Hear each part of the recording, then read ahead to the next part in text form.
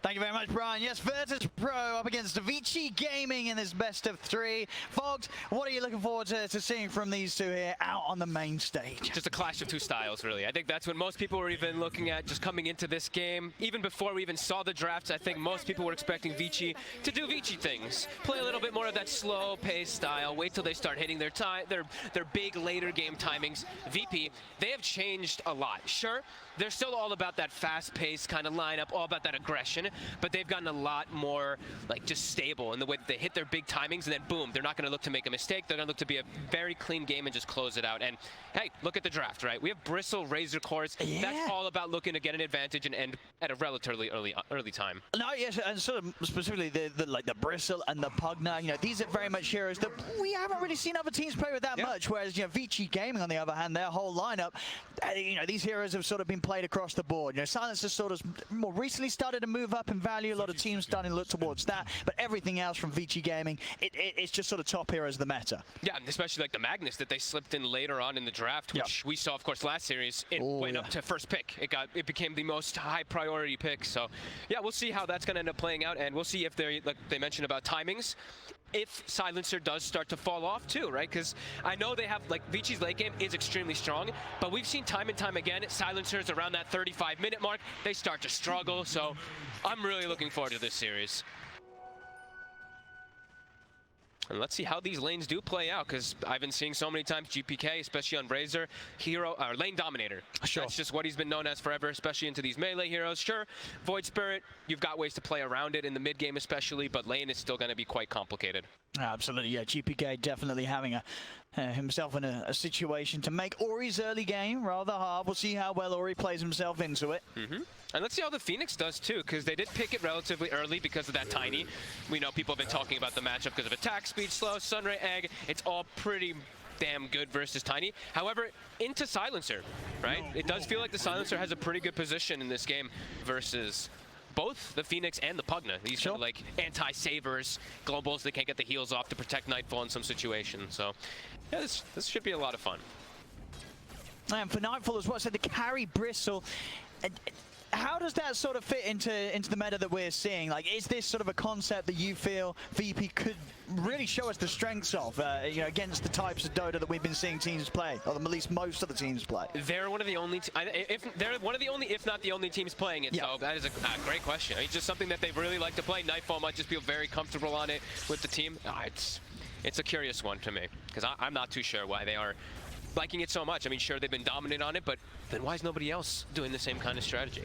So, and I mean, it's also Silencer, right? So, but that's the thing. He's going to have something to dispel, right? Otherwise, these fights, surely the damage, the duration, it adds up. It's not going to be fun spamming your spells when you've been arcane cursed. No, definitely not. They have 2 Lotus Orb buyers, at least 3 Lotus Orb buyers on their team, maybe even more than that. They could even prioritize one on the Razor, even the Bristle himself. So we'll probably see 2, 3 Lotus Orbs coming out, because Phoenix is going to want one, Pugna's going to want one, Bristle's probably wants one. So we'll see that in time. And yeah, I'm really just going to be glancing at mid to see if Ori is one of the big playmakers for me, for Vici, and when he starts to have a bit of a rough game at times, I feel like their game gets even slower than it usually is. They are more of a slow team, and looking at the lane already, 10-6 on the Razor, GPK 3-1 on the Void Spirit. Yeah, as we said on paper, it's a tough matchup, and GPK, he is completely abusing that. 11 for 7 against the 3-4-1. Top lane DY. Is he going to tick out here? He's going to burn pretty low, but not quite enough. Salves at the ready. He'll be able to keep himself in that. In fact, Kingslayer, he's going to get chased down by Old 11 again, though not quite enough damage. As both team supports will stay in the lane and alive. Was that Fairy Fire making them both survive? I'm pretty sure it was. I think the Silencer used one earlier, and then the Phoenix had 2, so he used one when he was getting gone on. So Fairy Fire saved lives. Now he's looking down bottom at the moment for both cores. DM, 12 for 1 here on the offlane. Poyoyo, 14, 15 for 1. So both cores trading farm quite nicely down here.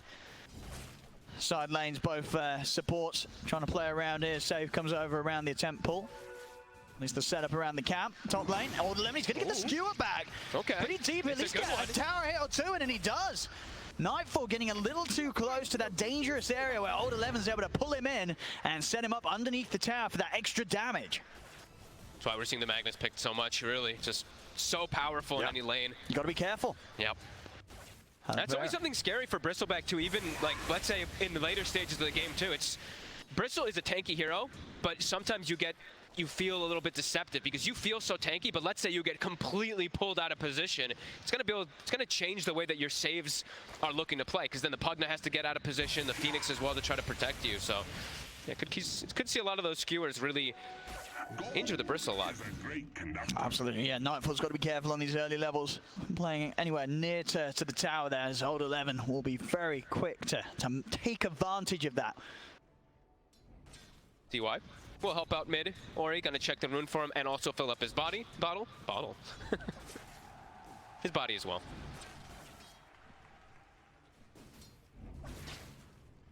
Yeah, mid lane, starting to catch up now, Ori. Yeah. It's sort of this sort of pace now where GPK has been sort of visiting the jungle a little bit, looking towards neutrals as well. It's giving Ori a bit more of a chance to close that gap in.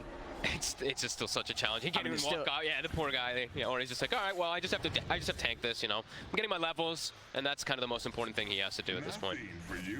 Rest of the lanes are going well, as we mentioned for Vici.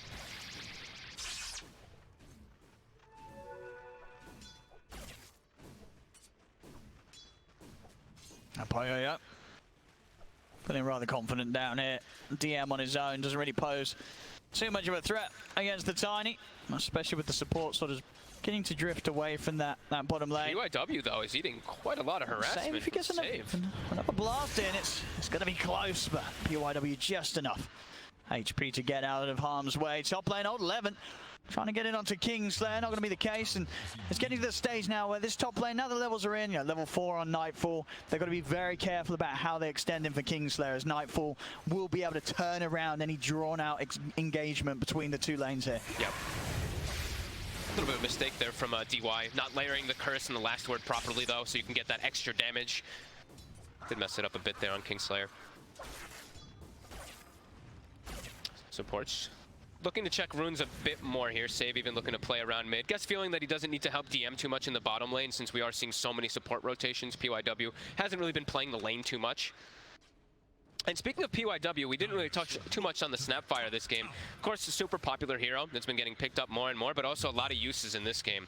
Little Shredder can always be pretty decent versus Bristleback, of course. You know, a little bit of extra minus armor when he's lacking in the early game, but of course, versus Phoenix and versus Pugna, it's going to be quite useful. The Little Shredder versus the Pugna Ward versus the Egg, but also even just Mortimer Kisses versus a hero that does get decrepified in later stages. So PYW should have a pretty good overall game if he's able to actually position himself properly. Absolutely, we're going to have to see some very careful placements here of both of those spells to, for sure, to sort of force Vici Gaming to spend time finding them and getting that setup indeed for the Snapfire. Or he's completely caught up. He's actually only 50 gold behind the Razor. And this is pretty impressive. What's the XP looking like though between them? We're halfway through level 6 on Ori, and then GPK still about a level ahead. So he's picking it up, but as you say, the recovery, it has been there for Ori after a very tough first few waves in the matchup. You know, this is quite clearly something that he's had to deal with quite a lot of times before. The man's got quite a few games on the Void Spirit. He's almost certainly bumped into Razor, quite a large number of them. GPK is looking to make that first move bottom. Haste rune. Oh, here we go. See if he's able to get the chase down onto Poyoyo. How will Vici Gaming react? Poyoyo turn with a quick avalanche, trying to hold GPK back, but GPK is able to maintain the connection of the static link. He's into the trees though, Poyoyo, and it's pretty deep, but GPK's got the damage. The maxed out plasma field's able to reach in, burst him down. A successful rotation here for the Razor. And successful rotation from the supports earlier from VP to secure that haste rune for GPK. Ori did not choose to even make the counter move though, since it is a hasted Razor. He's just like, whatever, I need to catch up my game. Razor's gonna look to gank on the side lanes. He's gonna get some big benefit from it, but yeah, I'm catching back up. I'm hitting mid tower a little bit too. So. No, for sure. I looked at the time as well. I'm not quite sure what he used it for earlier, but both of his astral steps were on cooldown. Okay, so just maybe pushing lanes. Yeah. Or farming some stack or something. I think so, yeah. Which did mean he wasn't quite in the shape that maybe could have turned up to that bottom lane. And we are seeing, like Insania mentioned, it's dire. Stacks, stacks, stacks. Kingslayer is already starting the triangle. This, not the usual triangle, but it is warded. So Vici is going to be aware. They are And they know what's happening. I mean, with Empower and Astral Step, they could take these pretty quickly. Ori's in. Super quick. He's DD route as well. Yeah, this is, well, there we have it. I think pretty much every creep but one go to Kingslayer. Ori will die for it. Okay. I mean, this may be worth though. That's a lot of effective golden XP that you do take away from VP there with that move. I mean, sure, you die at the end of it all, but that was at least a triple stack you're taking out of the hands of Nightfall. Yeah, it's a trade. I mean, it's a trade. The thing is, the Razor they get a big chunk of experience on the support and the Razor, and then he's off the map now for quite some time, so they can split up. So okay, so you think VP don't? They're like, I don't think whatever. VP's like whatever. Like we got the kill. Bristleback's still able to get some of these stacks anyway. GPK, he's already on his way down bottom again. Maybe seeing if DM can find the setup. Poyoyo, and they're going to set up with the slam. TPs are coming in, but GPK, he's just going right in underneath the tower. He's going to miss the blast here. GPK just standing tall on top of Poyoyo. Poyoyo will fall. PYW, he's going to be in trouble as well. Finally, the fissure ends, so he tries to get out of there, but the damage has been done. GPK, again with these movements now, want to make a big plays. Now the counterplay comes in. Ori jumps over towards GPK. They'll take out the Razor. He's got his eyes set now onto the Shaker as well. An attempted TP out will be successful. DM makes it back to base. Crisp rotations coming all around. 2 to 4. Poyoyo is definitely struggling. But Ori does make the nice rotation, especially with DY rotating around. He did not have the point in Glaives yet, so no int. But we are seeing these constant moves around the map, looking like both teams looking to get support levels, especially VP. They actually have the Pugna sitting mid for quite some time and the Phoenix up top, so their support should be a bit better off on those levels, since we did see, of course, PYW die down bottom. But it is very close on levels. And it is. That's some good Dota here so far from both squads. Yeah, quite even, really. DM's gone for a bit of a different approach in the offlane that I've seen from lately. I've seen most of the time it's just like the 1 or 2 max points in Fissure, and then when they're offlane, they've been putting more points in the Enchant Totem and Aftershock. 3 points is the key, of course, for that Aftershock, so you can get the good combo play with your Echo Slam. But yeah, opting for more points in Fissure, I guess, because his supports have no stuns. I think that's what it is, right? I think that just has to be what it is. So he needs to have that long lockdown. Yep. That definitely makes sense as to why he's done it, and he's gonna have a pretty good timing on that Blink Dagger. And you know, we talked about VP speed and aggression. Again, looking to make the move bottom, GPK as well as save. There they are once again. They're spotted. Same time top lane. Kingslayer's gonna get gone upon. Vici are able to get the kill up top. DY's going for the TP out. He's able to make it away from them. So they won't find anything down here this time round with the movement, but they can look to put some pressure onto the tower. Fortification's already been used. They're pushing in with the catapult wave. VP, they should be able to get this tier 1 away, but at the same time, Vici, they've already got the top tier 1 tower, so able to make that move and push happen a little bit quicker than VP is themselves. Both teams mirroring each other's movements quite identically, honestly. The Tiny was farming Ancients while Bristleback went to go farm Ancients too. It's very similar stuff coming out. We just do see Vici, I think, that has a little bit better information. They also blocked out Ancients. See Ori. He's trying to get onto GPK. They're actually committing with the kisses as well. That's a lot of damage. With the silence coming out, GPK, is he actually able to escape from this? Only just. Is he? GPK will get out. They'll heal him up a bit as well. Save it with the drain to keep his HP topped up. PYW is still hunting in the trees. Actually found DM. DM rather low here, but still they're backing away from him. They're aware, you know, Echo Slam is up. They don't want to fight right underneath the nose of the Earthshaker. Yeah, quite a bit of ults. Egg also available, and we do see save. This is why they picked that Pugna, to keep their cores healthy, to keep them on the map. GPK, in normal situations, he would have had to gone back to base. But look, Pugna just full healed him up. He can actually keep his presence on the map, keep pressuring this tower that they weren't able to get before. Of course, all this pressure is completely taking any attention away from the Bristleback. Nightfall having the whole jungle to himself halfway through on the Aghanims. For Poyoyo also, things looking very nice in the farm department. Pretty much even there on both carries right now in terms of what they're getting out of the map. As this game, 12 minutes in, continues to be incredibly close here. Both teams, after pretty much identical start. I think Vici has to be pretty happy with this, with the way that their lineup does scale with like that Magnus, with that Tiny to later stages. I think after this, yeah, they have to be quite happy. VP, I do believe they want to set that pace, but they're going to wait for that timing. I'm pretty sure it's going to be the BKB Razor, the Ags on that Bristleback, and then they're going to look to hit real hard. But they're not slowing down yet still anyway, because they do have a blink on Shaker. Still looking to be active, still looking to claim a bit more tower advantage, because like I said, I don't think that they're happy with the state of the game right now. I think they wanted to get a little bit more out of the laning phase. So we're definitely feeling it with the frequency that GPK is just over here on this bottom half of the map. Well, I mean, with what you're playing against versus this Magnus and everything, he has to. You're a Razor, you know, you don't want to start to fall behind at all as this hero. You always want to stay ahead in that net worth. Will start to show himself mid, and it does seem Vici Gaming doing a good job of avoiding getting caught by the jump from DM. And they're continuing to farm like really well. Even PYW seem like just jungling as a Snapfire. He's already got his medallion. Yeah, both sides, like I said, getting quite a lot out of the map. Old 11th progress for him, 1500 on towards his blink. Yep. The next big timing for him, and will make things a little more hard for sort of VP. You know, when you look at their three cores, all wanting to get in the front of the fight. If they're not aware of Old 11's positioning, there's a high chance he will be able to come in with some big RP counterplays in these team fights. And they have global too, so they can pick and choose their battles really nicely. They can also look to disengage if they see a bad fight, or they can just stop egg. That's always going to be one big thing that they see. You know, you see the Phoenix diving in, you can just get these eggs off most of the time. And with the new Yules picked up on Ori, as well as an Arcane Rune, they're going to look to get active. Seeing this Pugna pushing down the bottom lane. They might actually get the jump on DM here. DM, he's not going to expect them coming in from this angle. The Remnant's actually off the mark though. DM, he knows with the Remnant missing, he's going to try for the TP out, but PYW is there to turn up and put a stop to the escape with the cookie. See them try and go for Old 11 top. He's got a TP, anything to stop it? No, there is not. Old 11 makes it out. If there's no Shaker there, I think Vici's going to start recognizing. No stuns on VP if he's not, so just can quickly TP out in most situations. And as we saw, same not to be there for VP, trying to get out there after a missed Remnant, but Vici Gaming, they've got many more ways to put a stop to those kind of escapes. Yeah, they even had the Yules in case of anything, and PYW wasn't there, so definitely lots of different ways to set up. And still looking to get aggressive, checking out the Ancients.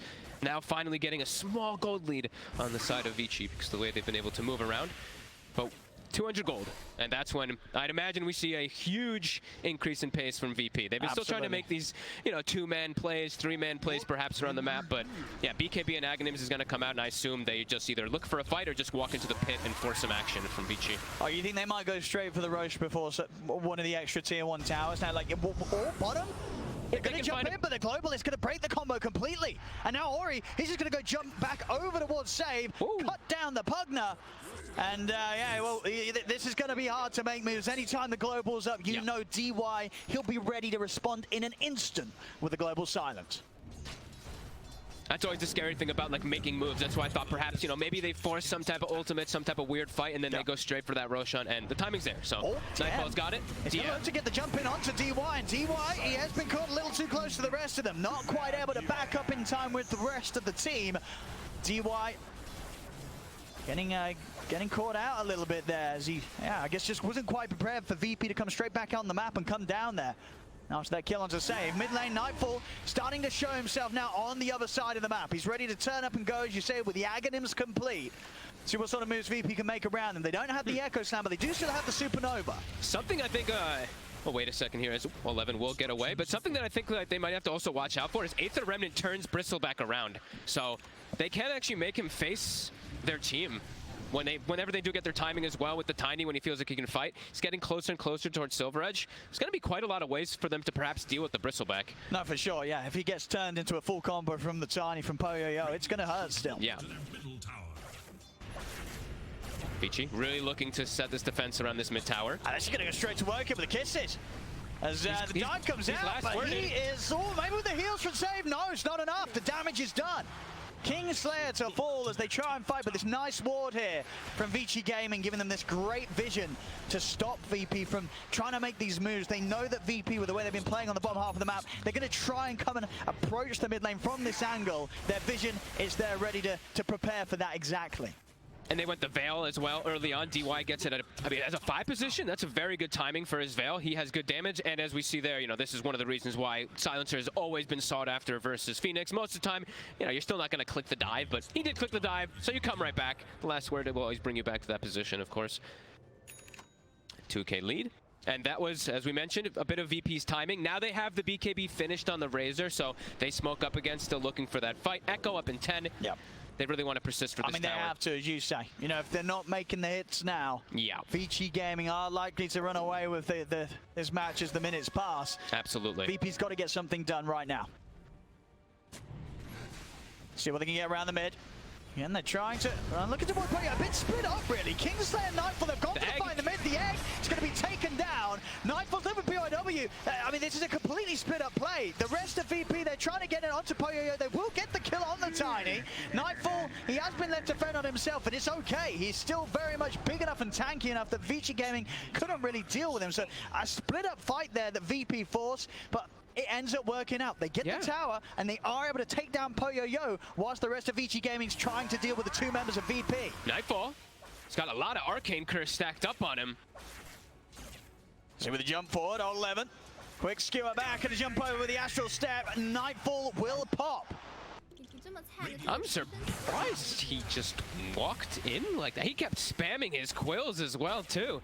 With the arcane curse, he gets the last word put on him, the veil. It's a lot of damage. It does start to build up until you do get ways to dispel it.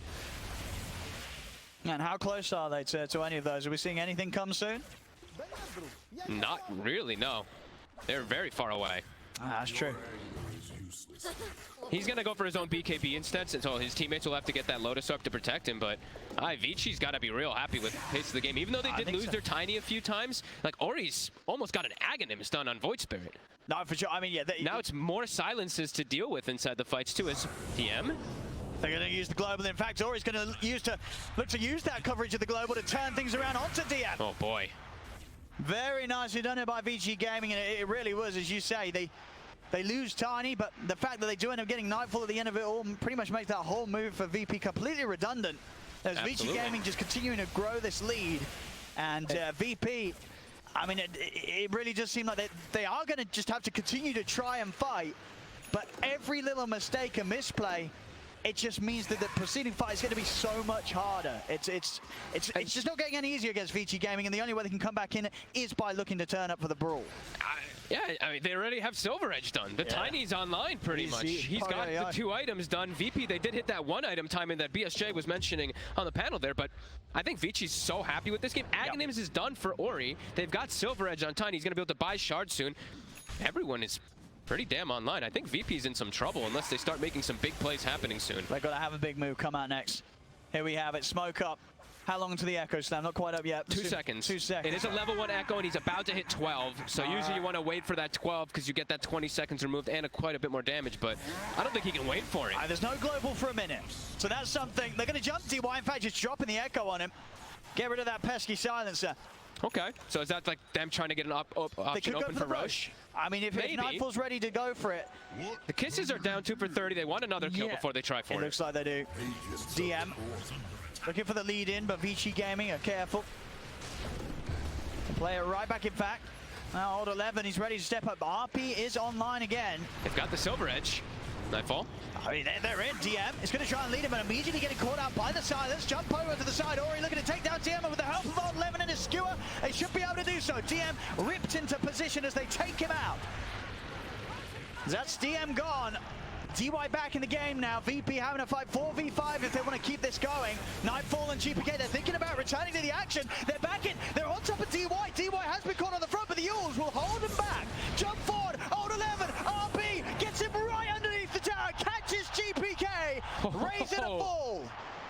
And might even get more. They turn him around at the Remnant. They get the grab. There's the Silver Edge hit. Toss up. Poyoyo. The damage not quite enough immediately, but Nightfall, he's falling ever so low. Save will be able to top him off slightly, but it's just the 3 of them, Kingslayer, Save, and Nightfall, having to go on the retreat right now. VP is struggling. They can't get the catches they want. They can't go for the plays either because they only have 1 stun. They only have, well, 1 stun from the Shaker. He's the only one who's really got the actual disables. They catch the Tiny on the left side of the fight. He's linked up. He just TPs and resets the fight, comes back in afterwards. VP tries to catch up to the rest of the team. A global comes out. It's really hard for them to get into these fights successfully, especially if they don't have the Echo Slam. DM, I think, has to be a little more patient. I don't think he can waste an Echo on a silencer in these situations, especially not the 5. I think he just feels that he has to, as you say, because of the fact there's nothing really else to initiate with. It's hard. Sure is. And like we mentioned, the game for the supports, it's all about those Lotus Orbs versus the Global, but as we mentioned, Ori having such a good game, they've got so many different forms of silence now. He's got the double pulse as well that he can play around with the Globals post after they use the Lotus Orb on themselves. Still only a 4K lead, but VP can feel that they definitely wanted to be in a better position now. But with these ultis on cooldown, walking into the pit. I mean, they're looking at the Roche. They're going to try and give it a shot here. Should kill it fast. And without kisses are down for 15. Yeah, Vici game is a little split up. Jump forward, DY, he's going to actually get caught. This is the perfect way to start the fight. Silencer is out of action. There's no smoke, waiting for an opportunity. Still going to try and make the steal here.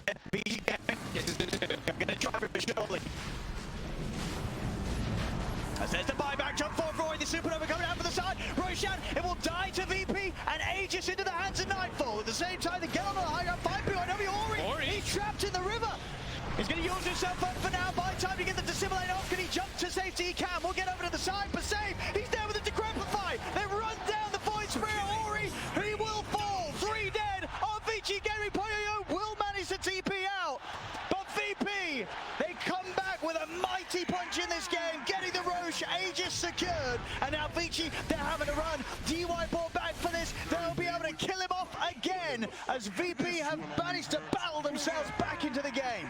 Exactly what they needed to. As soon as they saw that even the silencer buyback, they just popped their ults. I saw even the Phoenix, Kingslayer just instantly pops egg, even though it's in an awkward pit, it's just to secure the Roshan and DM. Very nice Fissure. The Echo Slam as well, catches the Snapfire, Fissure blocks up Ori, causes disarray amongst Vici.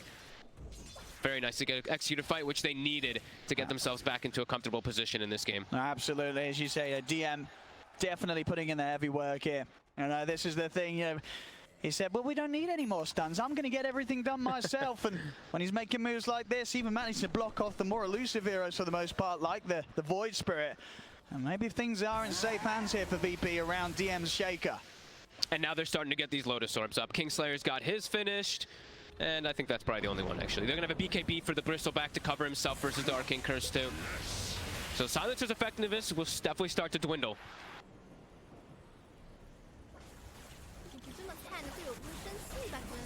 VP. We want to keep the action going. Nightfall ready to lead the charge down the mid. Quick poke of the mid lane.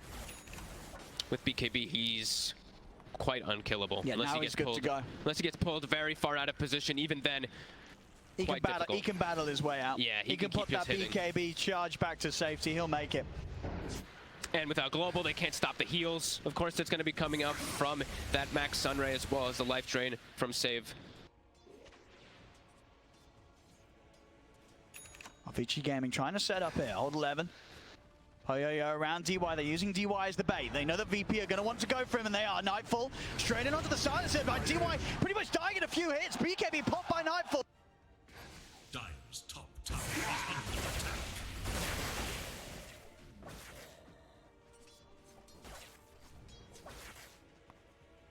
Dire's top tower is under attack.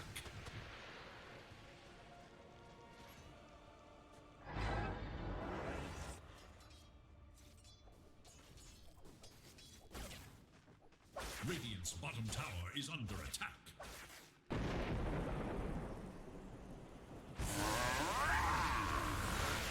Dire are scanning for enemies. Radiant's bottom tower Now my is under enemies attack. pay.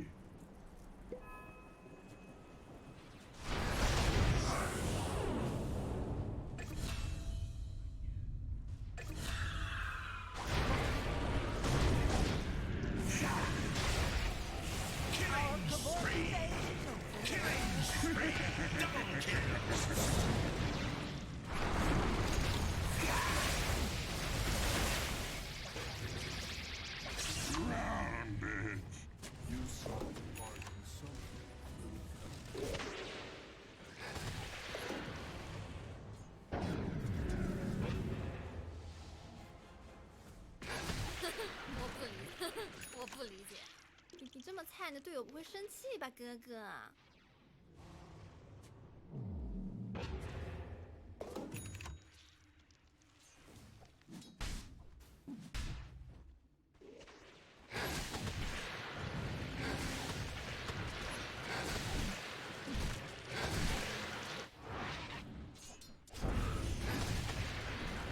Dire's top tower is no more.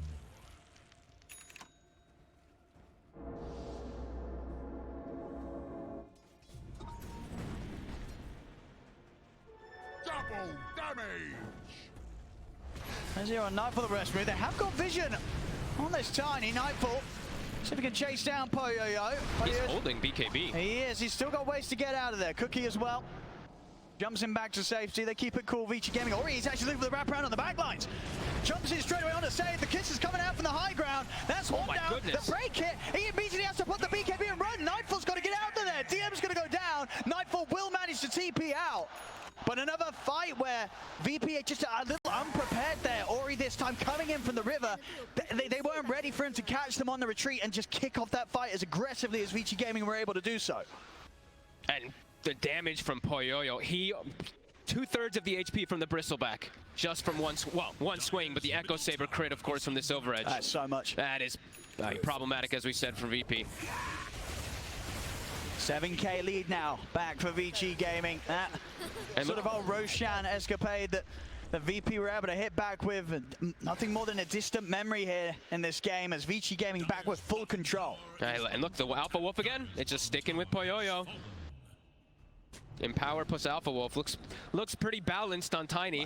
Look at this. He almost two-shotted a bristleback. Yeah. That was without the Alpha Wolf, where too is still up top. I mean, what do you do? What do you do against it? He's definitely going to need some armor on the bristle, because right now I still only see him with like 14. So I think he's got to get a little bit more to counteract some of that damage. He's just going straight for S and Y for the time being, but really needs that plate mail soon. Bottom lane, Vici Gaming ready to start pushing in themselves. They know their strength right now. Quick poke at the tower and then a backup and smoke. See if they can catch VP whilst they're split up across the map again. They got global again. Every single time that they've had global, or almost every time they've had global, the fight has gone successful in their favor. poyoyo leading the charge. Oh, it's gonna hurt. It's gonna hurt. They're in the RP, and there's the damage for poyoyo. A few swipes as VP4 global comes out. Skew over from all level. 1293 damage crit there. GPK the only one making it out. But my goodness, they get the setup here and allow Tiny to just follow it up. poyoyo, he is just, they're just crumbling in the palm of his hand here, VP. This is just so much damage that he does end up getting from all this. Yeah, that was the bristle, by the way. Two-shotted, or three-shotted by the cleave. And the global again to cover, perfectly coming out from DY, so there's not even any follow-up that VP can go for. 12K lead now for Vici. Having a firm grasp of this game. How do they stop this, Tiny? Look at this again. Just a perfect one. Beautiful RP, no hesitation from 11. They're just dead. I mean, they're dead in the RP. 2 hits, one hits half the HP, really. It really is. And running, that's not an option either. These trees just come in, tossed at you from a mile off, and the damage is done. That splash will just decimate anyone caught in the area. And it's surprising that poyoyo can just walk up like that and just find the opportunity. VP not prepared with an obs and sentry ward or anything like that. Have lost full control of the game with their early game draft. They had that chance to regain things around that Roshan and Aegis pickup. They're going to have to try to get it again. That's the one thing. It's like VP, they have to try to get some type of successful fight while global is down. They have 20 seconds to try to find it, and hope to God for them that they find a Roshan afterwards. They have 1 minute and 50 seconds until it does respawn, and there's already a Dominator creep waiting in the pit for Vici. Vici's already knows, too. They're backing up quickly. DY in a super defensive position. 11 straight in Echo. Old 11, he's going to be the one to be caught. Has got buyback available, though, if he feels necessary. poyoyo's thinking about GPK in the bottom lane. I mean, Ori as well. Look, again, coming in from this angle, always sort of keeping VP sandwiched between the rest of his team and himself. GPK will be able to back up to the safety of his teammates, or at least the relative safety. He's got to bail out. Only 700 HP, has to get healed up. Global back online. 50 seconds, though, for Magnus, and as we said, still 70 seconds on that Roshan. Again, Alpha Wolf will go back to check the pit. And a DD rune is inside of Ori's bottle.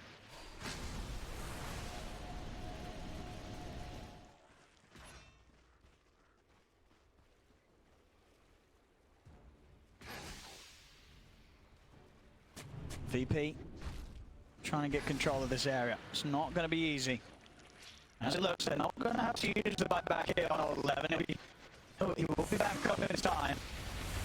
40 seconds still, so Get an update on that Roshan. I actually like that Kingslayer went for he picked it up about like 2 minutes ago, but picked up a pretty early gem. I think they're starting to feel the game's getting a little out of control. They have to know exactly where the Tiny is in all situations. They have to know when there's any vision on them, because if VP doesn't start the fight with Bristleback charging in, Razor linking, and it's actually Vici who starts it, I think the fights are just going to easily be Vici's every single time. So they have to have a good vision, good control of vision in this game to be able to get those initial jumps.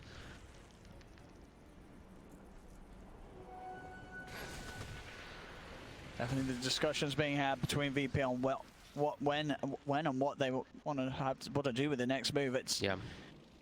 They're running out of plans here. It's not an easy game to swing back. Everything's up for Vici. Vici wants to take the fight now themselves. There's no Echo Slam on DM for some time. They should know that. I mean, if they do look to try and take a team fight VP, they know that they don't find DY. DY really will turn it all around with the press of a button.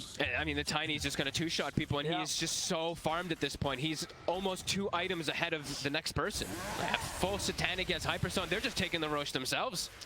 I mean, VP's not going to be able to do anything about that. It's already dead. They're not going to be able to do anything about that. Roshan will fall in a matter of seconds here to Vici Gaming. And Old 11, who has not purchased a shard, even though we saw it prioritized so much in the first series of the day, how good this Magnus shard was, he didn't buy it, and now he's got one given to him for free after he picks up his own individual items with the Aether Lens, the Blink, the BKB. So even more of a threat, really, for the Bristleback, just this instant catch into Skewnerming out of position. VP has to be so cautious in these next few moments.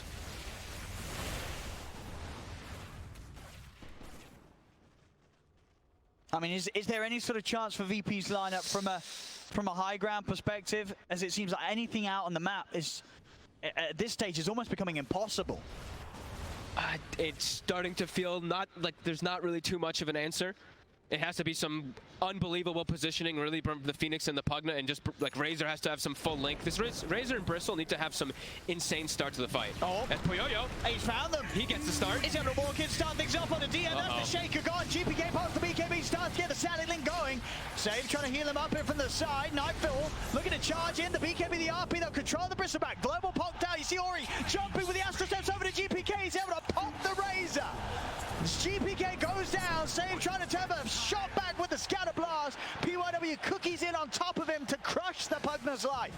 Far too much damage on Vici. The Razor gets what? Almost a full link. Tiny doesn't care about link because he just keeps wailing you right through. And Ori, as we mentioned, 8, 2, and 10. Even though he had a bit of a rough lane in the game, he's had an excellent one. He was 5, 1, and 10, 5, 1, and 6 before. Now 8, 2, and 10. One of the next few times you look at him, and the damage you do is pretty crazy as Void Spirit. Even with Empower, sure, you're mostly magical, but you still hit pretty hard. Oh, 11.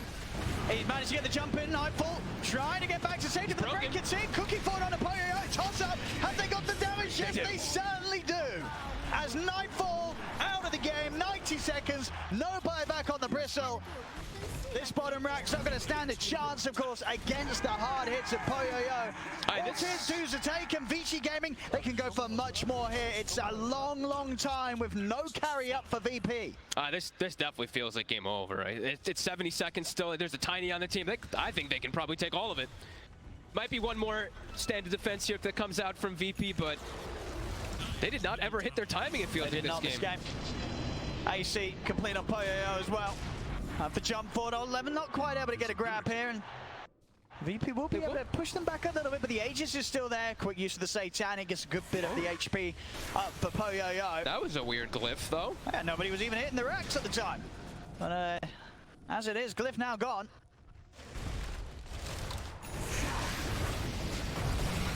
Fissure? It's a good Fissure. It's a really good one. They get a good link up, they'll be able to take Poyoyo down the once. Can they do it a second time? Out of the side, DM BKB's not going to help him against the physical. As DM will fall. Doing their best though, they are managing to keep them off this mid-racks for now, and all things said and done, this mid-set's still standing. Poyoyo is going to look to try and put an end to that though. Steps back into Crepify. Not going to do anything at all there. Instantly removes the decrep with the Satanic, finishes off that Rax, and 26k gold lead.